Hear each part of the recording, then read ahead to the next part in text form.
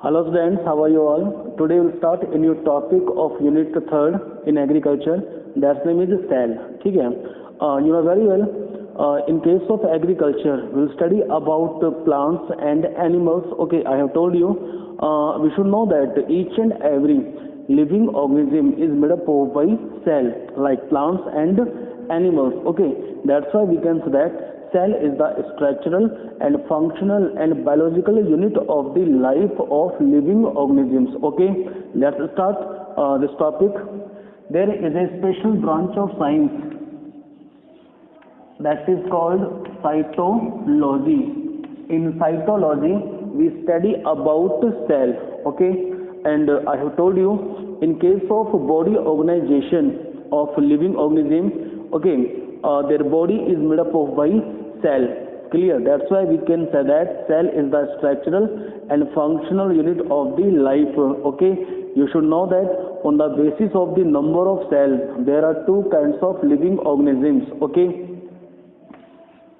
one unicellular or single celled organism. Clear? Second is multicellular organism. Okay, you should know that in case of unicellular organisms, their body is made up of by single cell. Okay, that's why they are also known as single celled organisms like paramecium, amoeba. ठीक है, ये हमें जानना नहीं है agriculture के अंदर, लेकिन अब जब हमारा टॉपिक जब सेल है तो हमें पता होना चाहिए बेटा कि on the basis of the number of cell there are two kinds of organisms. बताया ना मैं जस्ट आपको, एक तो unicellular that consist only single cell in their body organization. Okay, and in case of multicellular organisms there are many cells. Okay, or simply we can say that the body of multicellular living organisms is made up of by many cells. हम plants की बात कर रहे हैं, ठीक है, goat की बात कर रहे हैं, cow की, sheep की, buffalo की, ठीक है, human beings की अगर हम बात कर रहे हैं, ठीक है, तो we are example of multicellular living organisms because our bodies consist many cells. ठीक है, तो ये बात है कि जो सेल होती है, ठीक है, सेल से ही लाइफ स्टार्ट होती है लिविंग ऑर्गेनिजम्स की. ठीक है, आपको पता है इस चीज़ का कि जो हायर ऑर्गेनिजम्स होते हैं, ठीक है, अब चाहे वो कुछ हायर प्लांट्स हैं या फिर एनिमल्स हैं, ठीक है, उनमें क्या होता है बेटा, सेक्सुअल रिप्रोडक्शन होता है. जैसे फ्लावरिंग प्लांट्स की हम बात कर रहे हैं तो flowering plant show sexual reproduction, और in case of sexual production आपको पता है ना, male and female gametes both combine with each other and form a single complete egg cell that is called zygote. ठीक है, अब जो लाइफ स्टार्ट होती है ना लिविंग ऑर्गेनिजम्स की, that start from zygote in case of plants or in case of animals. ठीक है, zygote develops into the embryo and embryo develops into the mature. ठीक है, अब जैसे हम बात करें एनिमल्स के केस में, तो एनिमल्स में क्या है बेटा कि जो मेल गैमेट है वो कौन सा होता है, स्पर्म है, फीमेल गैमेट्स एग है. ठीक है, जब फ्यूजन होगा स्पर्म का और एग का तो क्या बनेगा, जाइगोट. ठीक है, zygote develops into the embryo and embryo develops into the young ones baby. That's why we can say that cell is the structural and functional unit of the life. कि जो हमारी structure बनी है plants की, animals की, वो किससे बनी है बेटा, सेल से बनी है. ठीक है, और आपको पता है बेटा कि there are different kinds of functional activity that is shown by plants and animals. ठीक है, अलग अलग तरह का जो फंक्शनल एक्टिविटीज होती है वो प्लांट्स भी शो करते हैं और एनिमल्स भी शो करते हैं. ठीक है, उनके लिए भी सेल्स रेस्पॉन्सिबल होती हैं. ठीक है, तो आप समझें इस चीज को. ठीक है, सेल एक कह सकते हैं कि cell is the root, cell is the root और सेल इज द बेस. ठीक है, बेस टू स्टार्ट लाइफ. ठीक है, एक लाइफ को शुरू करने के लिए सेल का बनना जरूरी है. ठीक है, तभी तो हम कह सकते हैं कि अवर लाइफ और plants life originated from single cell that is called zygote. ठीक है, फिर बताया भी आपको मैंने कि जो नंबर ऑफ सेल्स है उनसे दो ऑर्गेनिजम्स होते हैं, यूनी और मल्टीसेलुलर. ठीक है, अब एक बार आप यहाँ पर समझ लें. ठीक है, कि cells, the group of many dissimilar and similar cells make tissue Okay, tissue make organs, organs make organ system, and organ system make body. ठीक है, तो ये हम कह सकते हैं कि जो सेल्स हैं, एक सेल नहीं होती बेटा, सेल जो है ना बहुत सारी सेल्स होती हैं in case of higher living organisms. Okay, and I have told you the group of many similar and dissimilar cells make tissue. जो टिश्यू होते हैं वो क्या बनाएंगे बेटा, ऑर्गन्स बनाते हैं, organs make organ system, and organ system make whole body in case of plants और इन केस ऑफ एनिमल्स। ठीक है, तो आप समझे। फिर बात चलते बेटा डिस्कवरी ऑफ सेल की, कि भाई हु डिस्कवर्ड सेल। ठीक है, कि सबसे पहले जो सेल थी उसकी डिस्कवरी किसने की है। ठीक है, तो बेटा आपको पता होना चाहिए, first of all in 1665 Robert Hooke named scientist discovered dead cells. ठीक है, कि जो रॉबर्ट हुक थे बेटा, इन्होंने इन 1665, ठीक है, रॉबर्ट हुक साइंटिस्ट ने डेड सेल्स की डिस्कवरी की थी। अब इसके पीछे भी एक वो है बड़ी किस तरह डिस्कवरी की थी, तो अब देखें, he observed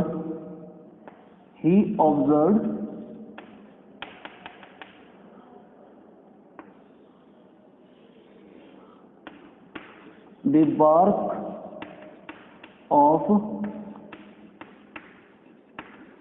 orchid tree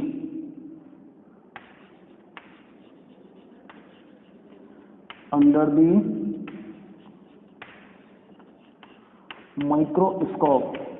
okay, जब उन्होंने bark of orchid tree देखा बेटा under the microscope, then he obtained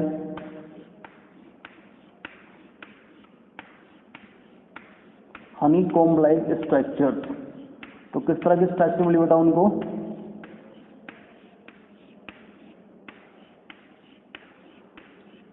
honeycomb like structure।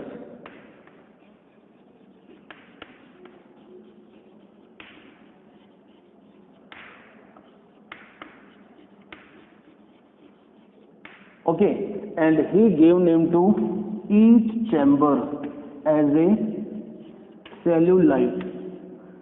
Celluli is a Latin word that means cell।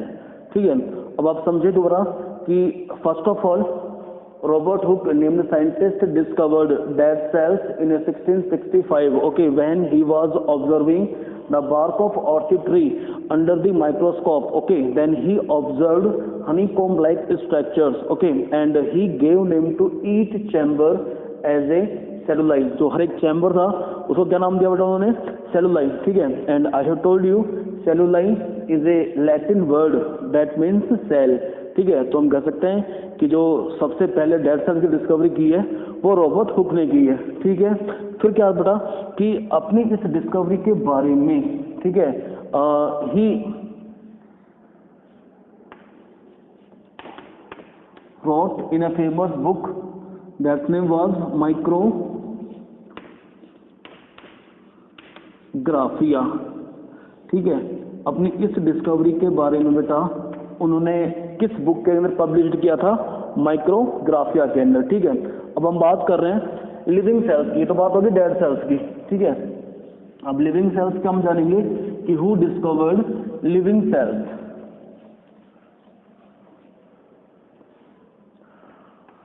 First of all in 1674 Anton van Leeuwenhoek named scientist discovered living cells। okay, for your kind information, Anton Leeuwenhoek named scientist was father of microbiology in which he study about microbes like fungi, algae, bacteria। ठीक है, ये थोड़ा सा हट के है लेकिन आप समझें, अगर आपसे कोई पूछता है कि who was father of microbiology तो आप आंसर देंगे एंटवन ल्यूवेनहुक। ठीक है, और आपको ये जानना है कि जो लिविंग सेल्स की डिस्कवरी की है, ठीक है, तो लिविंग सेल्स की डिस्कवरी सबसे पहले किसने की थी बेटा? एंटवन ल्यूवेनहुक ने इन 1674 के अंदर, ठीक है।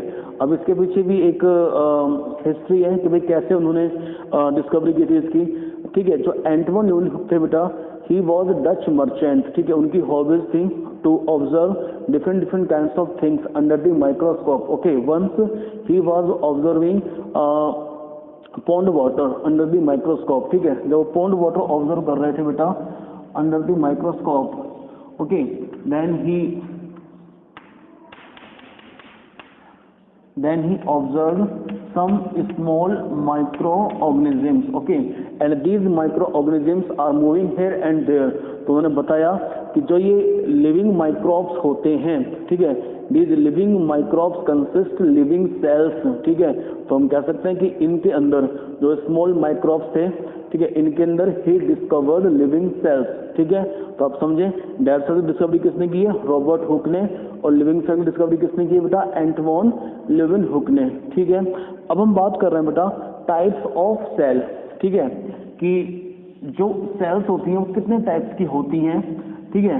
ज़्यादा डीपली नहीं पढ़ना है बेटा हमें, क्योंकि यही सेल वाला टॉपिक आपके बायोलॉजी वाले जो चैप्टर 8 है बायोलॉजी का, उसके अंदर भी है, ठीक है। तो थोड़ा बहुत जानने हैं आप, ठीक है। Types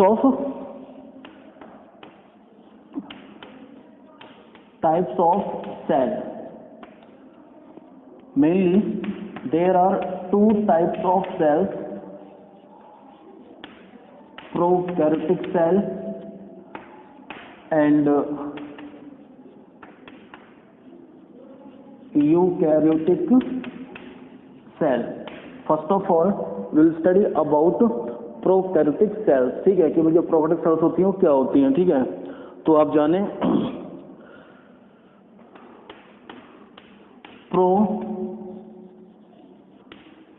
prokaryotic term is made up of by 2 words, pro and carrion, pro and carrion। Here pro means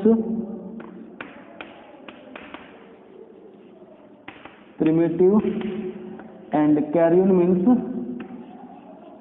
nucleus, ठीक है।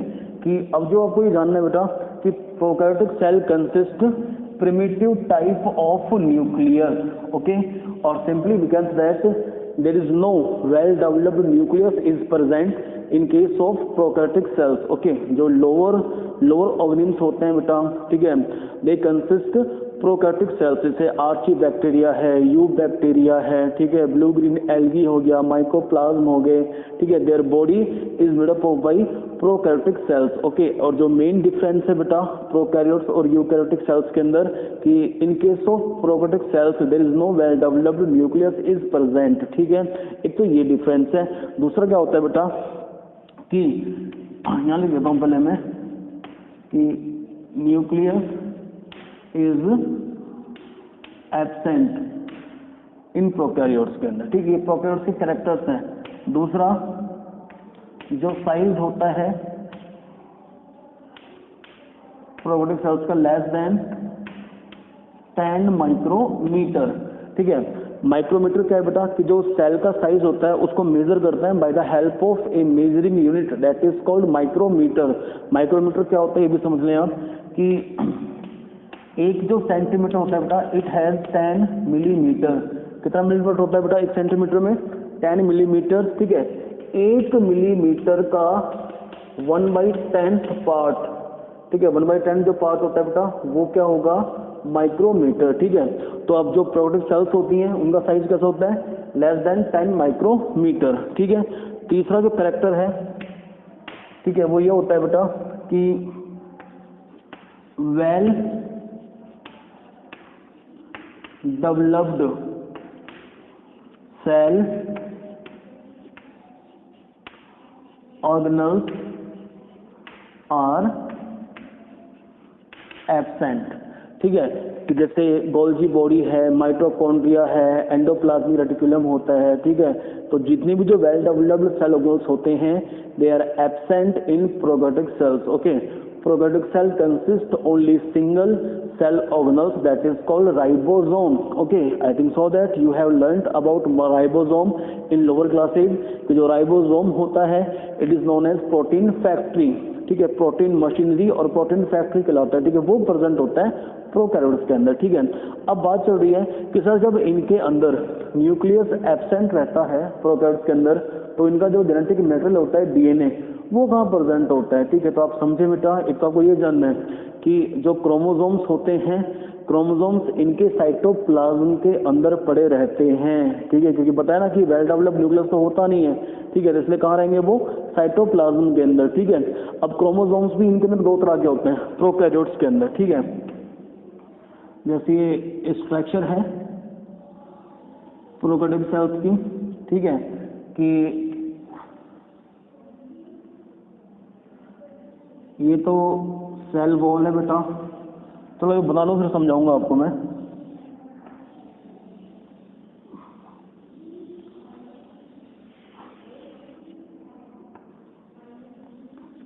ठीक है, ये टिपिकल स्ट्रक्चर है प्रोकैरियोटिक सेल्स की, ठीक है। सबसे जो आउटर दिख रही है बेटा आपको, ये तो क्या है, ग्लाइकोकैलिक्स लेयर है, ठीक है। नंबर सेकंड वाली सेल वॉल हो गया। नंबर थर्ड है प्लाज्मा मेम्ब्रेन। कौन सी बेटा, ये प्लाज्मा मेम्ब्रेन, ठीक है। Plasma membrane is highly coiled at one place and form a structure that is called mesosome, ठीक है। ये एक हाईली कोइल्ड स्ट्रक्चर है मीजोजोम, ठीक है। और जो मीजोजोम होती है बेटा, it provides help to transport materials from cell to outside and it consists some respiratory enzymes that part cell for different kinds of chemical reactions। इतना आप समझें। फिर क्या होता है बेटा, in case of prokaryotic cells, ये जैसे बैक्टीरियल सेल का एग्जांपल दे रहा हूँ आपको मैं, क्योंकि बता चुका हूँ कि bacteria consist prokaryotic cells in their body organisation, ठीक है, कि इनके पास क्या होता है बेटा, एक थिन सेल लाइक स्ट्रक्चर होती है that is called flagellum and bye the help of flagellum they show locomotion, ठीक है, समझ रहे हैं आप इस चीज को। फिर क्या बेटा, इनके अंदर साइटोप्लाज्म है, बताया कि आपको मैंने, ठीक है, कि न्यूक्लियस तो है नहीं, साइटोप्लाज्म होता है, और इसी साइटोप्लाज्म के अंदर, ठीक है, ये जो आप देख रहे हैं ये क्रोमोसोम्स है, ठीक है, और क्रोमोसोम्स के पास डीएनए होता है, नाम है उसका chromosomal DNA, okay, chromosomal DNA और जीनोमिक डीएनए, ठीक है, समझ रहे हैं। और इसको हम दूसरे एक नाम देंगे न्यूक्लियोइड। क्या नाम दे सकते हैं बेटा, न्यूक्लियोइड।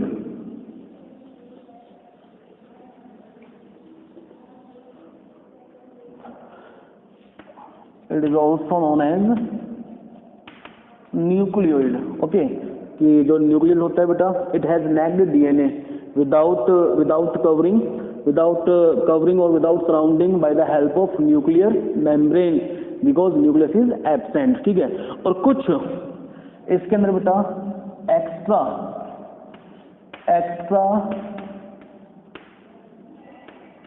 क्रोमोसोमल डीएनए प्रेजेंट होते हैं, ठीक है। और जो एक्स्ट्रा क्रोमोसोमल डीएनए होते हैं they are also known as plasmid DNA. वो क्या कहलाता है, प्लाज्मिड डीएनए, ठीक है। और इन प्लाज्मिड डीएनए का जो एक मेन जो कैरेक्टरिस्टिक्स है बेटा, वो ये होती है कि दे सेल्फ रेप्लिकेट, ठीक है, ये खुद रेप्लिकेशन शो करते हैं, ठीक है। अब आप जानेंगे कि sir what is the mean of replication. Replication means क्या होता है बेटा, कि जो एक डीएनए मॉलिक्यूल्स होता है, ठीक है, one DNA molecules make many multiple copies of DNA, ठीक है। जो एक डीएनए मॉलिक्यूल्स होता है it makes many copies, it is called replication. तो जो प्लाज्मिड डीएनए होता है उसके अंदर ये कैरेक्टरिस्टिक्स होती है, इट सेल्फ ऑटोनोमियसली रेप्लिकेट, ठीक है। तो ये एक स्ट्रक्चर थी प्रोकैरियोटिक सेल्स की, ठीक है, समझ रहे हैं। और बताया था भी आपको मैंने कि इसके अंदर एक सेल ऑर्गेनल्स प्रेजेंट होता है, नाम क्या है उसका, राइबोसोम, ठीक है, इतना आप जाने, ठीक है। अब हम बात कर रहे हैं सेकंड जो है prokaryotic cell, sorry eukaryotic cells की, ठीक है।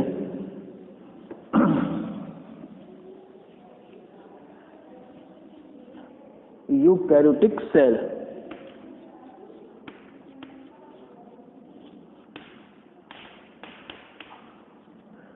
eukaryotic cells term is made up of by two words u plus carrion. U means well developed और बता चुका हूँ कैरियन मीन्स न्यूक्लियस, ठीक है। अब आप जाने जो यूकेरियोटिक सेल्स होती हैं they consist well developed nucleus, okay, and in this nucleus chromosomes occurs, ठीक है, और जो जीन्स होते हैं they are located on chromosomes and genes are made up of by genetic material. There are two types of genetic material, DNA and RNA. तो आप समझें, ठीक है, कि जो यूकेरियोटिक सेल्स होती हैं जो हायर ऑर्गन्स होते हैं, ठीक है, और कुछ लोअर जो एनिमल्स हैं जैसे अमीबा हो गया है, पैरामीशियम हो गया है बेटा, यूग्लिना हो गया है, they also consist eukaryotic cell, ठीक है। और आप समझ जाना कि जहाँ यूकैरियोटिक सेल्स का नाम आ रहा है तो आप समझें कि भाई in this cell well developed nucleus is present, ठीक है। तो ये फर्स्ट कैरेक्टर है, ठीक है, कि इनके अंदर वेल डेवलप्ड न्यूक्लियस होता है और उसी के अंदर क्रोमोसोम्स पाए जाते हैं, क्रोमोसोम्स के ऊपर जीन्स पाए जाते हैं और जीन्स किससे बने होते हैं, डीएनए और आरएनए से। एक तो ये कैरेक्टर हो गया। दूसरा, well developed cell organelles occurs in eukaryotic cells like Golgi body है, एंडोप्लाज्मिक रेटिकुलम हो गया, माइटोकॉन्ड्रिया हो गया, ये भी सब प्रेजेंट होते हैं यूकैरियोटिक सेल्स के अंदर, ठीक है। अब जिनका साइज होता है सेल का साइज, ठीक है, इसका साइज होगा बेटा 10 माइक्रोमीटर से 100 माइक्रोमीटर तक, ठीक है, कि बाकी इससे बड़ा भी हो सकता है, ज़्यादा भी हो सकता है, ठीक है। बता रहा हूँ आपको मैं कि 10 माइक्रोमीटर से जो 100 माइक्रोमीटर तक ये साइज होता है एक सेल का, यूकैरियोटिक सेल्स का, ठीक है। समझ रहे हैं आप इसी को। फिर हम बात कर रहे हैं मेनली कि जो यूकैरियोटिक सेल्स होती हैं, ठीक है, इनके अंदर क्या होता है बेटा कि जो सेल ऑर्गेनल्स जो होते हैं ना, cell organelles also play different kinds of roles, ठीक है। अब जैसे माइटोकॉन्ड्रिया है तो माइटोकॉन्ड्रिया क्या कहलाती है, power house of the cell, ठीक है, कि इन एनिमल्स के अंदर जो कंसिस्ट करते हैं यूकैरियोटिक सेल्स, ठीक है, इनके अंदर जो एनर्जी प्रोडक्शन होता है it takes place into the mitochondria, ठीक है। फिर हम बात कर रहे हैं ईआर की, एंडोप्लाज्मिक रेटिकुलम की, ठीक है। There are two types of endoplasmic reticulum, एक तो होती है बेटा RER रफ एंडोप्लाज्मिक रेटिकुलम, दूसरी होती है SER स्मूथ एंडोप्लाज्मिक रेटिकुलम, ठीक है। अब जो रफ एंडोप्लाज्मिक रेटिकुलम होती है, ठीक है, it play major role for protein synthesis, ठीक है, और जो SER होती है it play major role for lipid synthesis, ठीक है, कि यहाँ तो फॉर्मेशन हो गई। अब ER के अंदर एक ने तो क्या बना दिया, प्रोटीन बना दिया, एक ने क्या बना दिया, लिपिड बना दिया, ठीक है। अब जो प्रोटीन और लिपिड है वो स्टोर किस में होती है, गोल्जी बॉडी के अंदर, ठीक है। तो सब सेलुलोज का अपना अलग अलग रोल है, ठीक है। और जो राइबोसोम होता है, राइबोसोम क्या करता है बेटा, ribosome provide help for the formation of proteins, ठीक है। तो ये बताया आपको मैंने, ये हमारे टाइप्स थे बेटा, types of cell, prokaryotic cells and eukaryotic cells, ठीक है। In the next class we will study about new topic that is cell size and cell shape, ठीक है, कि क्या क्या सेल के साइज होती हैं और क्या क्या शेप होती हैं। Okay, thank you.